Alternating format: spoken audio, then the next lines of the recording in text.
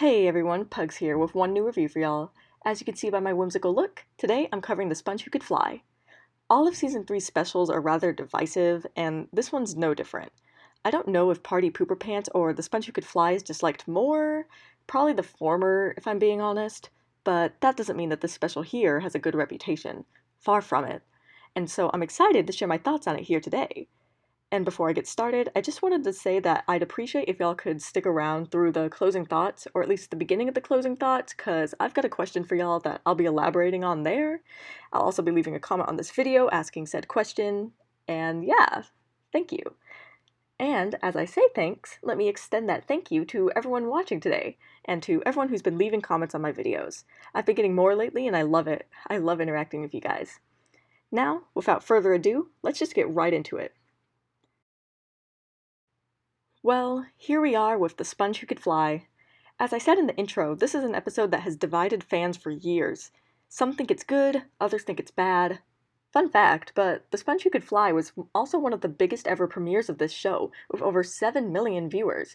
Who would have guessed? I point this out because I think it's funny that despite a huge reception, this episode is rather forgotten about. And yes, I'm sure part of that is because of the later Season 3 obscurity, but I think there's other reasons for this. And I'm no different in being one of the many who finds themselves forgetting about it. It's been a very long time since I've seen The Sponge Who Could Fly, or at least it had been. I actually watched it not too long ago. I think there was a rerun or something. Anyway, the point is, I think this episode is forgotten about, but I have it fresh enough in my mind to review it. Capiche? Getting into the actual episode, I really like this episode's gimmick of being the lost episode of SpongeBob SquarePants. I think that's a good concept for a special in general, and the execution in this first segment is done well to me. Speaking of the beginning, I know the popular opinion is that clip shows suck, but I don't mind a clip show episode. And that's not even what the special is anyway, so the short time we spend with this montage of remembering SpongeBob is perfectly fine with me. It's kind of nice that this first part of the episode actually gives the Patchy segment a plot instead of just being a bunch of gags. The search for the lost episode is fun, and of course I can't discuss that without discussing the Steven Hillenburg cameo. May he rest in peace. And yes, I know he's technically been with us the whole time through these reviews as the voice of Potty, but let me have this. Moving on, we have my favorite part of this opening act, which is Patchy watching the Lost episode.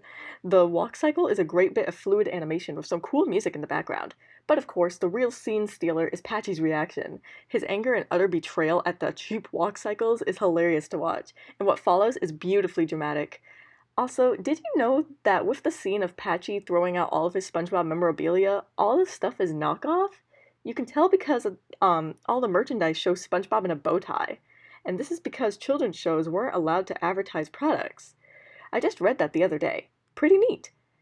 Anyway, I love how Patchy's meltdown is quickly reversed when the real Lost episode begins to play. Just the clear, low-budget presentation of this is so funny to me. And now, let's talk about the actual SpongeBob part of the episode, the animated portions. I may or may not have been talking about the Patchy segments for an extra long time this time because it is here where the episode gets weaker. Now that I think about it, The Sponge Who Could Fly is very similar to Nature Pants. Perhaps that explains why I end up finding this episode to be a bit weaker compared to other ones in its season, but I'm getting ahead of myself. Let's actually go through the episode first and why I may or may not like it. SpongeBob's desire to fly like the jellyfish do is very endearing, although this first part of the animated portion doesn't really have all that many jokes. I did like the bit with SpongeBob's thought cloud of his grandpa, like calling out Patrick. That was a clever joke. SpongeBob's failed attempts to fly aren't particularly entertaining or funny. I'll just say it straight up. I'm not sure if I want to call them boring, but let's just say they are very dangerously approaching that line. As the episode goes on, I start drawing parallels to Patty hype, with SpongeBob's dreams being insulted by others and SpongeBob's determination to prove the naysayers wrong. And yeah, while I'm here, that's probably issue number 1 with this episode. The townspeople are not very pleasant at all. Like, first of all, they're insulting and making fun of SpongeBob. And then, they literally form an angry mob against him because they're all miserable people. And then, they start overworking him like crazy. SpongeBob can't seem to win with these people, and it's really fucking annoying. Another problem with The Sponge Who Could Fly is that it kind of has pacing issues. And y'all know by now that I'm not one to throw that word or phrase around lightly, but here it's a bit undeniable. I mean, at this point, we're about halfway through the episode, about to enter Act 2, and SpongeBob hasn't flown like the title says. Now, the pacing issues here aren't horrible because at least SpongeBob has been trying to fly throughout the episode, but it's still slightly a letdown. But anyway, it doesn't take too long for SpongeBob to start flying in Act 2, so this issue really isn't so bad. And I think it's very SpongeBob that he's able to start flying because of inflating his pants, another parallel to Patty Hype. Also, just wanted to shout out my boy Gary, because unlike everyone else, he actually supported SpongeBob's dreams. Just wanted to say that. When SpongeBob does finally fly, the sequence of him flying around Bikini Bottom is nice enough. The song doesn't really do anything for me, but at least it sounds nice. SpongeBob becoming a kind of superhero is kind of an unexpected direction for the episode to take, but it's not necessarily a bad one. The only issue is, once again, there's nothing particularly funny about this sequence. There's a real lack of jokes in this episode overall. Like, it's not even that jokes aren't landing, it's that they aren't even being written in the first place. It's very weird. Anyway, from here's where things start moving to becoming truly annoying as the townspeople keep taking advantage of SpongeBob. And some of these scenes just feel stilted as well, such as the one between SpongeBob and Mr. Krabs. But seriously, the audacity of these townspeople is off the charts. Their entitlement is insane. I have no idea why they are so unlikable in this episode, or more accurately, why they were written to be so unlikable in this episode. Not that the townspeople are ever portrayed as super nice people, but this is another level, one that has only reached a few other times in this show. And soon enough comes the worst part of all this asshole behavior, which is when the townspeople literally shoot SpongeBob out of the sky just so he won't be able to fly with the jellyfish like he wanted to. I have just one question. Why? Literally, why? And I'm addressing this to both the townspeople and the writers themselves. Seriously, why is this episode so completely unsatisfying in every way? This is a legitimate question. Like, what's the end goal here? Because it's not entertaining, that's for sure. I don't like seeing SpongeBob put in situations like this, and I don't like seeing his dreams crushed. I would think that would be common sense. The bit of subverted expectations with the townspeople mourning the pants isn't even all that funny, mostly because by that point I'm extremely annoyed. The ending of this episode is fine. SpongeBob giving up on his dreams is a bit of a bummer, but it's not a horrible ending. It's like Nature Pants. I can see what this episode was trying to say here, but I think it was executed in such a mean-spirited way. And Patrick being able to fly in the end is the kind of unexplained absurdity I expect out of this show, so no real problems there. I mean, there's a slight issue for me given that Patrick is one of the people who takes advantage of SpongeBob, but at this point I don't want to find any more issues with this episode, so I'll just let it slide. The whole plot of this episode is just not right for SpongeBob SquarePants. I think that's the best way I can put it. The plot, message, and tragic ending all feel at home in a much different show. And I'm sure that this plot could have worked if there was a much greater attempt at humor here, given that that's what this show is, a comedy. And at best, the message of this episode is confusing.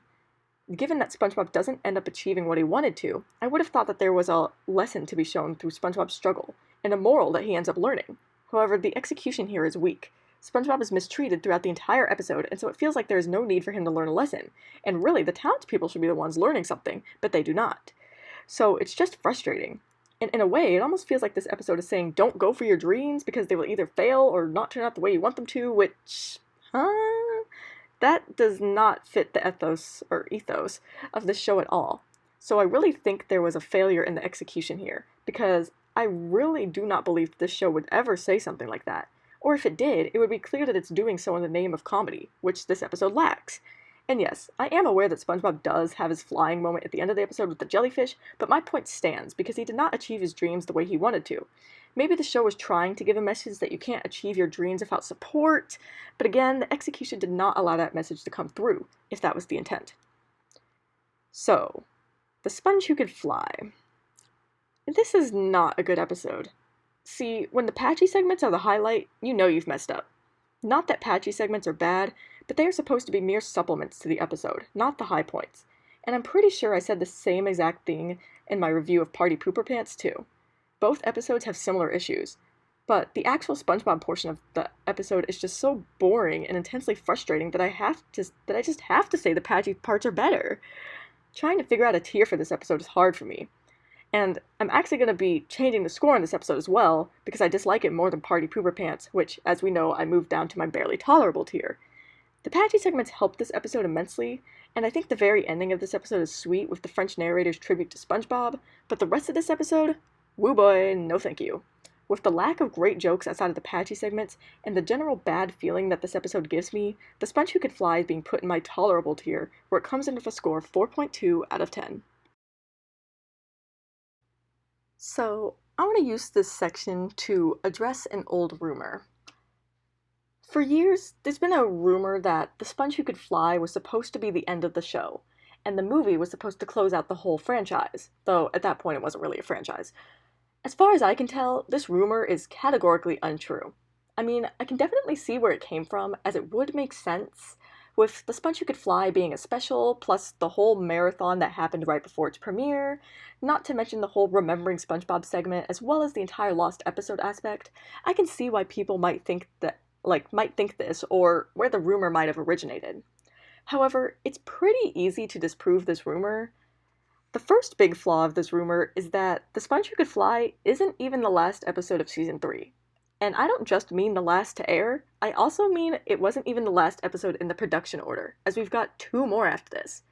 And as for the whole last to air aspect, this episode wasn't the last to air either. There are like 8 more that came after this, including Ugg and Born Again Crabs. So with that in mind, it's clear that this is one of those rumors that emerged way after the premiere of the episode and of the movie. I'm sure any SpongeBob fan old enough to remember 2003 and 2004, and yes, I'm exposing myself right now, could just tell you that this episode aired before a lot of other ones, so it can't be the finale. It was never meant to be the finale. I also have a lot of thoughts on the movie was supposed to be the finale thing, but maybe I'll address that another day. Perhaps if I decide to review the movie, which I suppose I need to make a decision about very soon. As always, I'm going to be ending the video with some closing thoughts of mine. I already addressed the rumor thing, but I've got a couple more big closing thoughts, and I'll begin with a question. This is a question I'll also put in the comments, and I've got a community post scheduled to go out shortly after this video goes public as well, so I can get maximum input from y'all. Alright, so my question is this. Would you all be interested in me reviewing the first movie after I do the Season 3 overview video? That's what I did for my written reviews, and I'm of 2 minds for reviewing the movie. For one thing, I'm not a very good movie reviewer, because I'm not good at watching movies. And so that would not be a comprehensive review at all in the same way that these episode reviews are, but I would still be talking about the movie, of course, and I'd probably have a whole section on the movie's supposed to end the show thing that I've got lots of thoughts about. I can't remember entirely what I talked about in that review, but I know I talked about quite a few different things. It's not going to be a play-by-play like, I usually do in these episode reviews, because that just wouldn't work. And I fear that making the movie review would be a little intense, but probably no more intense than the season overview video that would be right before it, since those are always really long too. So yeah, just wanted to ask y'all if you'd be interested in a review of the first movie from me. And now, let me get to my other closing thought. So yes, I did change the score on this episode. It was originally a 5 out of 10 when I reviewed it on the forum. I changed it because I disliked this episode more than Party Pooper Pants, even though I changed that episode because I found it to be ableist. But in terms of my rankings and stuff, this is better in the long run. I will say I am aware of the fact that my ratings in these latter Season 3 episodes are kind of off. I feel like in general they're lower than what I'd be rating them if I was writing these reviews from scratch, but I just don't want to change things too much. I'll probably talk about this at length during my Season 3 overview video anyway, so I won't get too much more into this here. Just know that even with these score changes, I'm not going to change what I report as the average episode score of the season, because I don't think that's fair. And, well, it's my videos, so I can make the rules. Alright, I think that's enough of my yapping for today, so I'll end this video now. Next video, is the last episode reviews of Season 3. I'm excited. I'll see y'all there.